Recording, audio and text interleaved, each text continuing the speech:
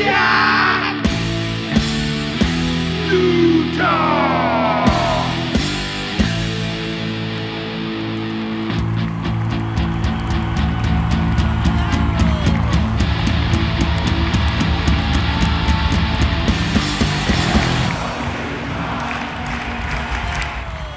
Ho, ho, ho! Welcome back to Slapshot, Utah, and happy Easter! We got a 4-game winning streak going on. And also, how are your shitty fantasy hockey playoffs going on? Did you make it? Are you shitting out? Join us today on Slapshot, Utah, with my man right over there. John, how you doing today? Oh, I'm feeling nice and refreshed, Leroy. Just woke up from a 3-day nap. Some asshole put a giant rock in front of my bedroom door, but we moved it and we made it to the podcast. So happy Easter, everybody, from Slapshot, Utah. Thank you guys so much for your support. Now, I have something that I gotta ask my people out here, man. 81% of the people that watch our podcast aren't subscribed. So if you guys like us and you rock with us, please hit that subscribe button right below here because it helps us get into the algorithm and everything. But dude, I am so pumped about the Utah Mammoth right now. They got me a little hungover this week that you can't just score 6 or 7 goals every game when you're taking shots of tequila, Leroy. But how do you feel about the Mammoth? How are we looking right now? I feel like we're hitting our stride, baby. Like look, my man, Clayton Keller is going absolutely bombs nuclear, okay? As of last night recording this with the hat trick, and granted one was an empty netter of those 3, but still, the team feels like it's clicking, and I hate to say it, but it almost feels a little bit like having Barrett Hayton injured isn't hurting, actually. Yeah. But yeah, I think it's going fantastic. I mean, the last few games have been great. A comebacker against the Kraken, and what this last one was The against the Canucks. We finally found a team whose power play is absolutely more atrocious looking than ours was at the beginning of the season, wouldn't you say? Oh yeah, and like take it back. Let's go back to the Seattle game. We got 2 recaps that we got to do, right? First of all, shout out to the Seattle Bandit that has just been sticker bombing Seattle. We got into Pike's Place. We got into a couple breweries. He said, look, hey, I'm going to do something right now. If you guys go find one of the Slapshot Utah stickers in Seattle, take a picture of it, tag us on Twitter or Instagram. We will send you a pack of like 20 stickers or something. And also, if you'd like to get some stickers, let us know. But in that Seattle game, it was a cool stat that came out because like we've been bitching all year that we've been 31 of 32 in the power plays. But our boy, fucking Logan Cooley. Sorry, I already swore. but Logan Cooley becomes the first Mammoth player, given 2 years, to score 3 consecutive power play goals in 3 separate games. So, I mean, Bear clearly listens to the show. So he cleaned it up a little bit. How do you feel about that Seattle game, Lee? Well, the first period was a little bit of a stinker. I mean, there's not a single Mammoth fan that's not like, oh, here we go again. You know, right? Playing down. But second period, we caught up. We ran away with it. I mean, I felt like we overpowered.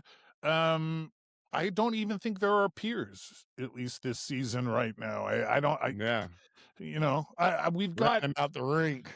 Well, right now is where we kind of start separating the men from the boys, as my father would have put it. Like, we start seeing the teams like the Kraken, like the Kings, the Hangers-Oners, right? That we were kind of playing in this wild card get 'em game with.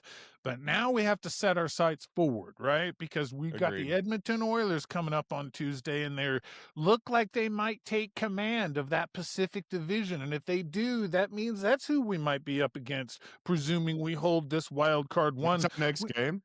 Yeah, that's Tuesday. Tuesday. Yeah, that's Tuesday. So, I mean, this is a stretch here where we're really going to find out. I mean, the good news is I think our magic number is 8. You know how those work? Yeah. Yeah, so like the combine of how many points we get and how many points other teams lose or the runner up lose kind of equates to 8. That's not, that's not a lot. Like we're really close to clinching. I think it's whether or not we can hold on to wild card 1, and I think we do, but you got the Oilers and the Ducks at the top of the Pacific, and they're going to battle it out. And I think at this point, trying to say, oh, I think we'd rather have the Ducks than the Oilers, forget about it. Forget about that shit. We're going to have to beat both of these teams most likely at some point during the Regardless, yeah. playoffs anyways. If we dodge the Oilers, they're just going to come back around. The only problem is that if we do beat the Oilers, the entire country is just going to say, well, the Oilers were off their game this year. Exactly. Right. But we don't care about that because we're Utah and we know that we're going to be the underdogs. Right, right. Well, before we move on from Seattle, our arch nemesis, Kraken Chris, had some words for us. So let's tune in to see what Kraken Chris had to say. All right, look, it's Kraken Chris. Man, I gotta be back. Like, what are we talking about here? Like, this is some bullshit. This is top tier, A-list bullshit. Let's break it down. What do we got? First of all, I saw your fucking stickers. All right, you think you're cute? You're not cute. You put a fucking sticker, a plastic sticker, mind you, on the gum wall. Don't you know the gum wall in Seattle is only for eco-sustainable, biodegraded, I don't know what the fuck, but it's disgusting gum, okay? Not disgusting references to local podcasts. Let's figure it out here. Second of all, saw the call outs on IG. All right. I'm looking at you here, John. All right. All right. Yeah, you want to know what I think? This is what happened. All right, we had 14 minutes of the best hockey I've seen. 2 goals, looking great. The problem is you actually need 60 minutes of good hockey, it turns out. Yeah, 14 not so good. So bait and switch, name of the game. Is it the Utah Mammoth? Is it the Utah Manti Te'o? I don't fucking know, man. I'm feeling pretty catfish here. Not right. Anyway, love the pod. Go fuck yourselves, Kraken Chris. Thanks for calling, Craig Chris. Dude, but he's exactly right. And I think we can see that in our Mammoth play the last, let's say, month and a half of like, it really, like, I mean, BA said it when the Mammoth first came, when they were the hockey club. They said, look, we're a young team. I've said it a million times. We're a young team. We're going to look like we're going to win the Stanley Cup one night. We're going to look like we don't know how to ice skate. But the last month and a half, 2 months, the Mammoth have really locked down and gotten 60 minutes of good hockey. Now, the first period, it seems like we're coming out pretty flat the last couple games. But come the second and third, is this coaching? Is this guys just getting their legs warm? I couldn't tell you, man, but thank you for calling, Kraken Chris. We got a bunch of voicemails today, so this is going to be a fun episode, Lee. Yeah, all right. Well, you want to hear another one? Hey, we might as well, right? Here, Let's do it. Let's see what we got over here. I haven't even listened, dude. This is what's fun, guys. If you followed from the beginning of the podcast, I figured out how to do some fun things. So I haven't even listened to these yet, guys. So let's go. Hey, what's up, boys? Matt here. Mammoth. Fuck, I don't even know my Twitter handle. Mammoth Man 98. There we go.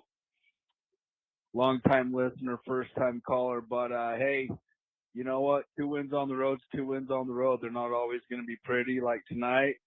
Vancouver's playing hard. You know, they're playing for next year. You know, some tip pucks. The score is what it is. Fuck it.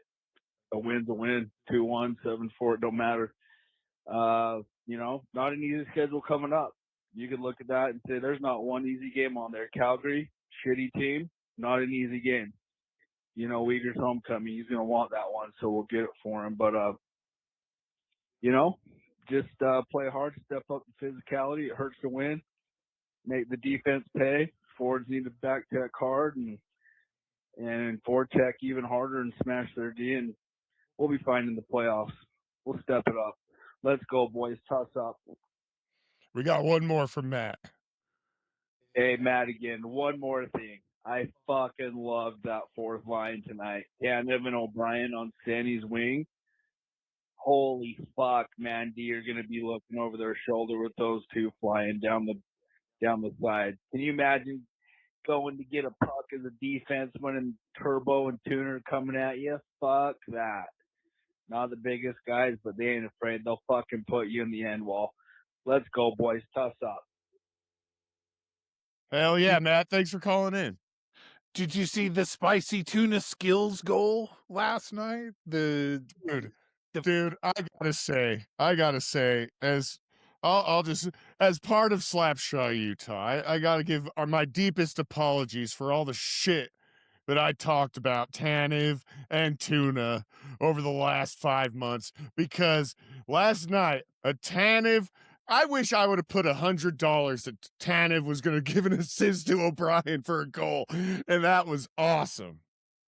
Yeah, I think one thing that we fail to see as fans sometimes is we kind of look at this narrow window when they're just on the ice, and it often correlates to maybe what's in the box scores. But guys like Tanev, guys like Tuna, these are locker room guys. These are role player guys, and this is the kind of energy that the full-time players, they fucking feed off of. They fucking feed off of this shit. So I know that we've been a little harsh with some of these guys. They don't produce. I've been a little critical of Tuna, but a team is a team, and not everybody's going to be a 100-point scorer. Yeah, bless Tuna, man. He got into the score sheet, and everybody's pulling their weight right now. You love to see it. Yeah, it's kind of funny, Lee. Like, throughout like I said, we've been doing this now for 5 months, as long as the season's been going. And it's funny because, like, with this team, we're so, like, up and down that, like, usually we can fit 20 minutes of critical, like, critiques on the game. But today, watching 13 goals scored in 2 games this week, I'm elated. Like, I don't even know I can't even critique these last 2 games now. Does that mean the Mammoth are good and Vancouver and Seattle's really bad? Even though the Canucks beat the Avalanche last night, they looked like we kept going up by 2. They answered every time. Last night was a little scary. Do you think, though, the last 2 games shows how good the Mammoth potentially can be, or just like these are just 2 teams in the dumps right now? No, I don't think they're just 2 teams in the dumps. I mean, I think they're right on the playoff bubble. They're fighting for the playoff lives, these teams. I mean, so I don't think that I think we're ascending out of their league. Looking at you, Seattle. Looking at, hopefully we can prove that point on Thursday against the Nashville Predators. Like, this ascension from this look, we've got this. We're the best wild card team in the West. Next season, we'll take care of some other manner of business and be in the top 3 in the West. But right now, just lock in and stay where we're at and beat whoever provided. There's only one, and I won't call it a concern, but it did make me a little uncomfortable watching Veggie give up so many goals on so few shots against the Canucks. He might just play to the competition, play to win. I don't know exactly what was going on, but that had the feel of a game 2 months ago, 3 months ago that we would have got buried in. And somehow we pulled it out, but it's my only concern. I am a little concerned if Veggie is going to be able to carry this workload, because I think once we start playing playoff hockey, Vitek Vanacek is not going to be a viable solution. We're going to find out this week. We get the Oilers and the Predators. These are going to be 2 playoff energy style games. Mammoth and fans. The Hurricanes. Yeah, and then we get the Hurricanes on Saturday. So this is a dress rehearsal. This is a playoff style run. We're going to see a real contender against the Hurricanes. I think the Oilers, they're hoping that they're finding themselves and getting their rhythm at the right time, and that's what you really got to do. It's one of the reasons why there was no point in panicking. Everybody was about to lose their shit. Fire Bear. This team needs to well, that was earlier in the season. We play a whole 82 games for a reason. And there's a good reason to be hot right now, but we'll see how it goes. I got another question for you, Lee. And just so you guys know, we don't talk about any of this. This is where I'm putting Lee kind of on the spot right here. But like myself as a new like hockey like fanatic, and I know that we have a lot of listeners that this is probably their first time even thinking about the NHL playoffs other than just watching it.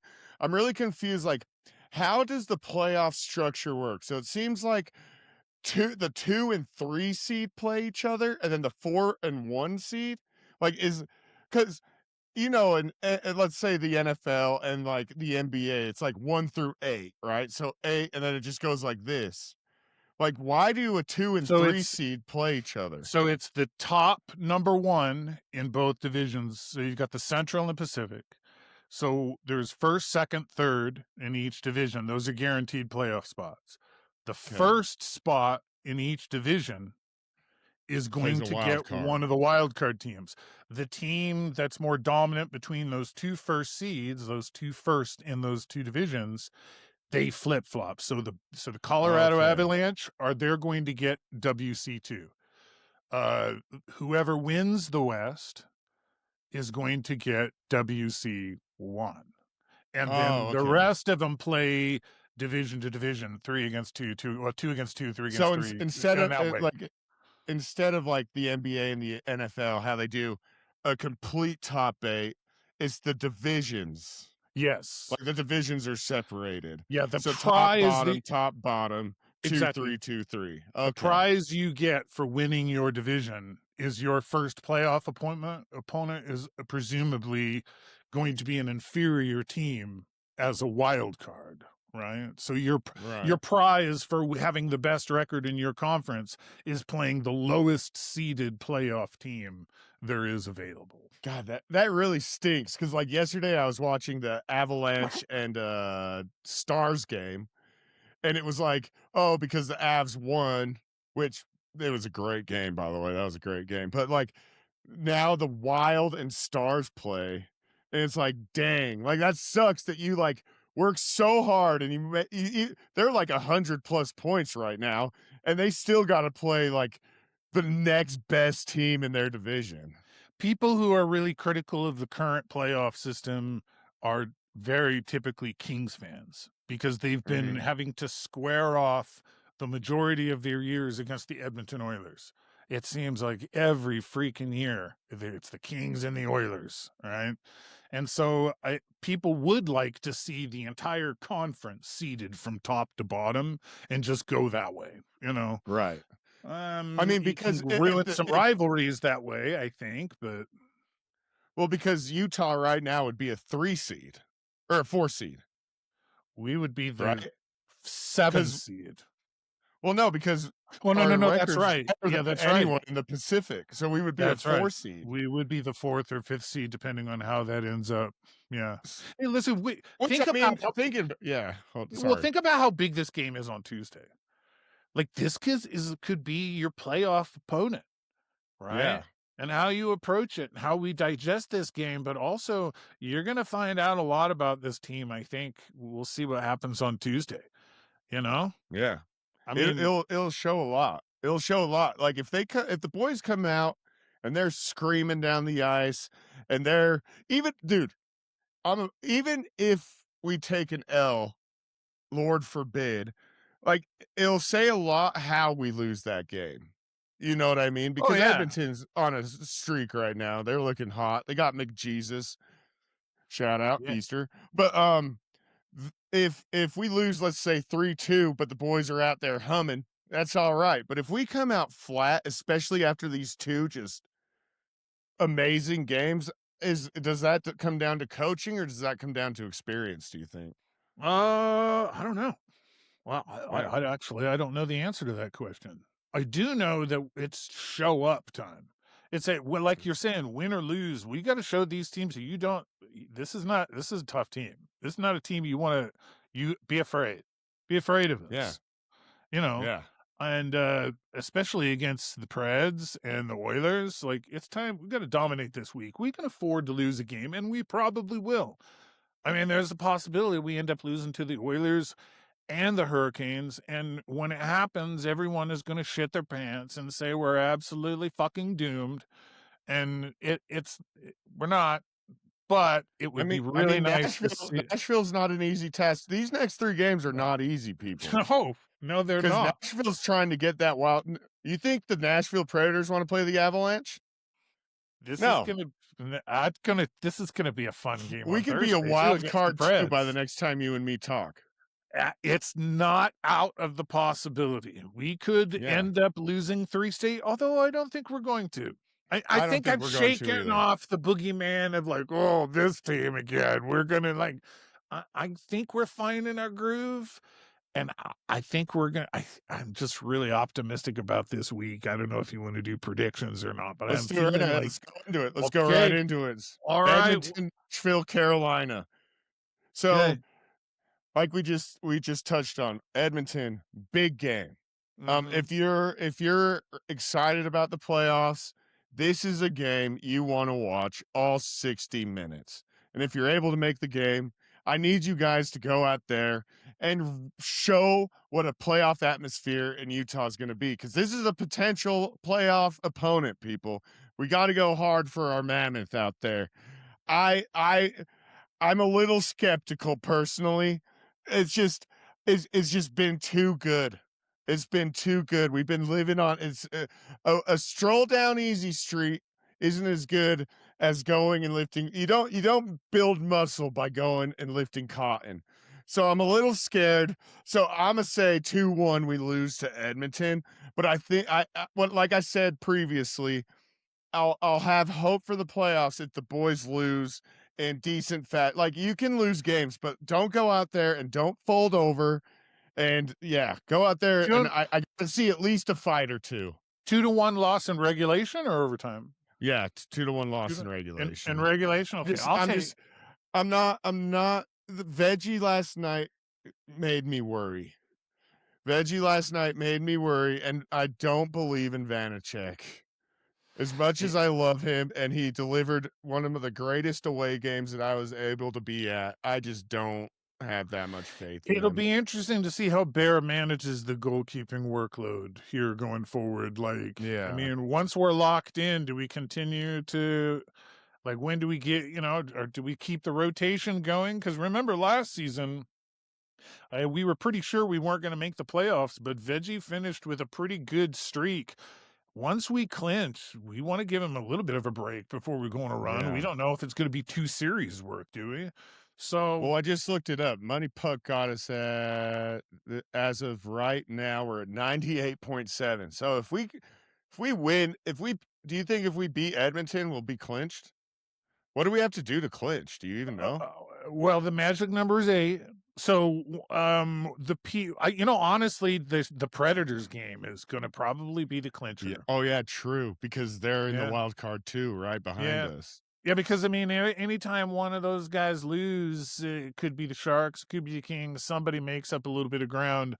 So we'll have to see. But I have a feeling that by Thursday at 11 o'clock local time, a buttload of playoff questions are going to be sorted out, I think. Cool. What's your prediction on the Edmonton game?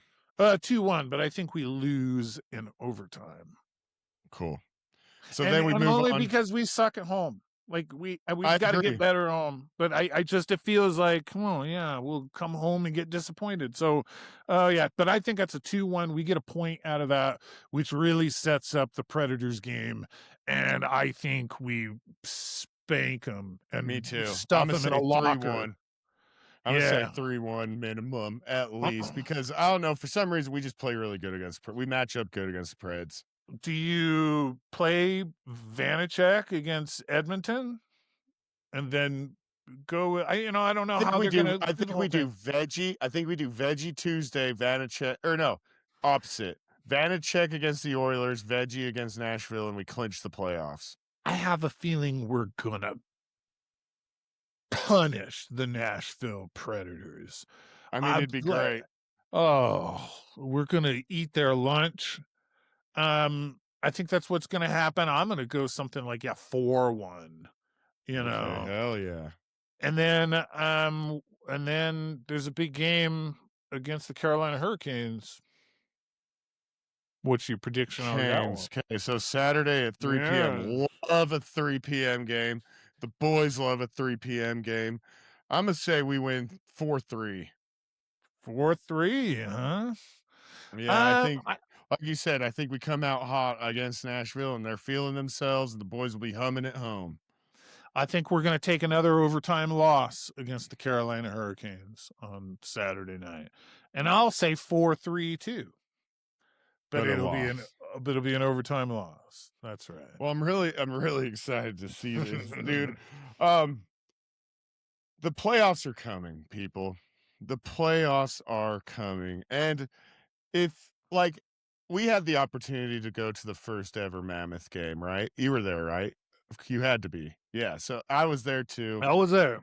The electricity in the building when Gunther hit that very first goal, I screamed so loud that I got lightheaded and I had to sit down. I wasn't even able to stand up for the whole goal song. But I got to tell you guys, if you haven't been to a Mammoth game yet, the few people that probably have never been to a Mammoth game, if you're going to spend money on any Mammoth game, that game 3 first home game of the playoffs is gonna be, I'm getting chills thinking about it right now, dude. Like I already told Meg, I'm like, I don't care how much it is. I'll be at the very top last section, dude. I do not care. I will be in that building because man, start saving your quarters, people, because that is gonna be a magical night. Yeah, and I I mean, boys will be ready too. The way the Delta Center is going to fucking explode when that first, especially if we can go out 1-0. Oh, yeah, bam, baby. It's gonna be pandemonium in it's the good DC. pandemonium. And I gotta bring up, like, I made another little note that I want to bring up. It's like, so this week I went to a play up at the University of Utah called King James, right? This is the first time I've been to a play other than like my kids or like when I was like in high school, you know? And it's about these two guys that like they become friends over their like shared love of the Cleveland Cavaliers, right?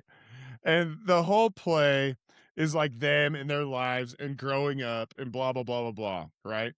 But spoiler alert, but at the very end of the play, one of the guys like went to the Cavaliers game when they beat the Warriors in 2016, and at the end of the play, they meet up again, and he gives his friend the ticket that wasn't able to go to the play.